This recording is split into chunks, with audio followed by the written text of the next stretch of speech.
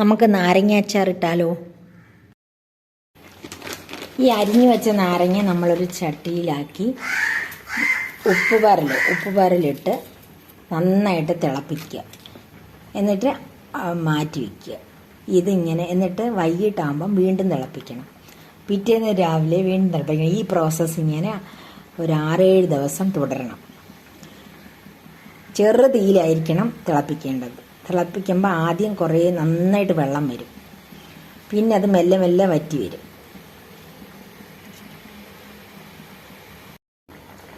ഇതുപോലെ നന്നായിട്ട് വെള്ളം പോലെ വരും. എന്നിട്ട് തീ ഓഫ് ചെയ്തിടുക. ഇതിപ്പം 3-ാം ദിവസമാണ് ഞാൻ അടുപ്പിൽ വെച്ച് തീ കത്തിക്കുന്നത്. തീ കത്തിച്ച് നന്നായിട്ടൊന്ന് തിളപ്പിച്ചെടുക്കും. അങ്ങനെ എല്ലാ ദിവസവും രാവിലെയും വൈകിട്ടും ഇങ്ങനെ തിളപ്പിച്ച് വെക്കണം. ചെറു ചൂടിലിട്ട് വേണം തിളപ്പിച്ചെടുക്കാൻ. ഇങ്ങനെ ഒരു 6-7 ദിവസം തിളപ്പിച്ചെടുക്കുക. ഇപ്പോൾ 7 ദിവസമായപ്പോൾ ഇതുപോലെ ആയിട്ടുണ്ട് നാരങ്ങ. ഇനി നമുക്കത് അച്ചാറിടാം. ഇങ്ങനെ നമ്മൾ കുറേ ദിവസങ്ങളായിട്ട് ഇങ്ങനെ ചെറു തീയിൽ ചൂടാക്കി ഇങ്ങനെ വയ്ക്കും. അത് കഴിഞ്ഞ് തണുക്കുമ്പോൾ അടച്ചു വയ്ക്കും. ഇതിപ്പം 7 ദിവസമായി.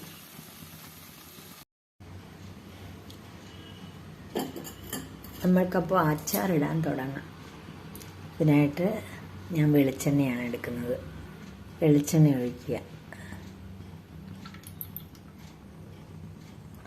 ഇച്ചിരി നന്നായിട്ടിരുന്നോട്ടെ വെളിച്ചെണ്ണ.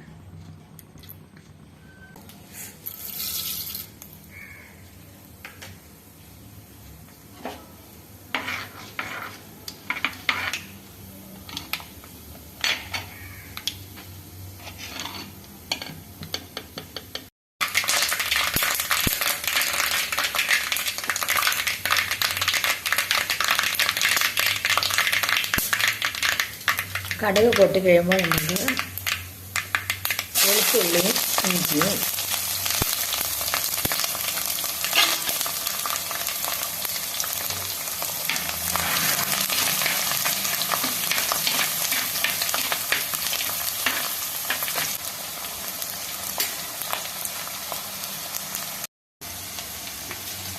അതിലേക്ക് നമുക്ക് പച്ചമുളക് ഇടാം. കറിവേപ്പിലയും ഇടാം.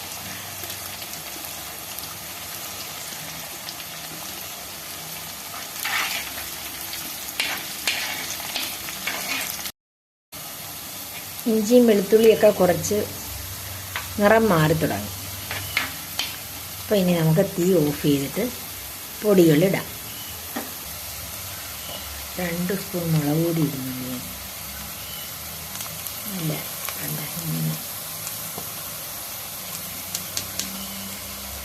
2 സ്പൂൺ മുളക് പൊടി മതി.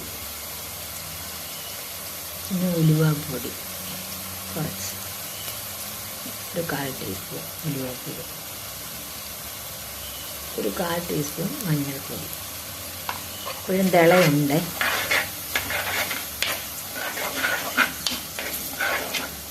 നമുക്ക് കായപ്പൊടി ഇടാം.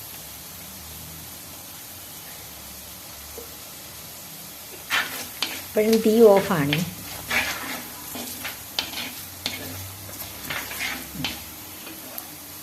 ഇതിനകത്തേക്ക് നമ്മൾ പാകമാക്കി വെച്ചിരിക്കുന്ന നാരങ്ങ ഒരു 6-7 ദിവസം തിളപ്പിച്ച് പാകമാക്കി വെച്ചിരിക്കുന്ന രാവിലെയും വൈകിട്ടും തിളപ്പിക്കും. എന്നിട്ട് ചെറുതായിട്ട് ചൂടാക്കിയിട്ട് അത് പിന്നെ ചൂട് മാറുമ്പം തണുക്കത്തില്ലേ, അങ്ങനെ പിന്നെ അത് അടച്ചു വയ്ക്കുക. അങ്ങനെ പാകമാക്കിയ നാരങ്ങ ഇതിലേക്ക്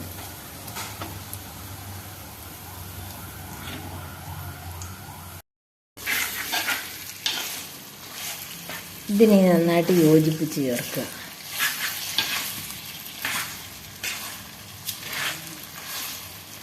നന്നായിട്ട് ഉപ്പിട്ട് തിളപ്പിച്ച് വെച്ചിരിക്കില്ലേ, അതുകൊണ്ട് ഇനി ഉപ്പൊന്നും ഇവിടെ ഉണ്ടാവും. ഞാൻ ഉപ്പ് നോക്കിയതായിരുന്നു. നന്നായിട്ട് ഉപ്പ്. ഇങ്ങനെ ഒരു തവണയെങ്കിലും നിങ്ങളൊന്ന് ചെയ്ത് നോക്കണം കേട്ടോ. നല്ല ടേസ്റ്റാണ് ഈ അച്ചാറിന്.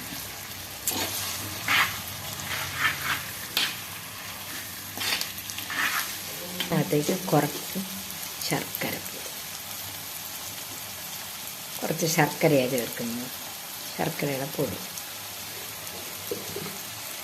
ഒരു നല്ല 2 ടേബിൾ സ്പൂണോളം ഇടാം.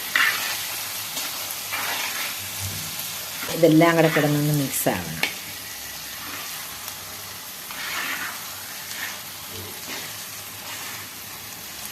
നല്ല ടേസ്റ്റാണ് കേട്ടോ ഈ അച്ചാറിന്. ചെയ്ത് നോക്കണേ.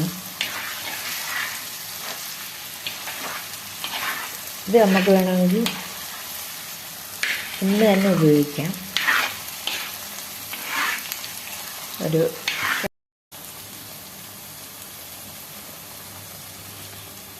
ഇനിയിപ്പോൾ നമുക്ക് തീ ഓഫ് ചെയ്യാം. അങ്ങനെ നമ്മുടെ അച്ചാർ കുപ്പിയിലാക്കി വെച്ചിരിക്കുന്നു. ഇനി കഴിച്ചാൽ മാത്രം മതി.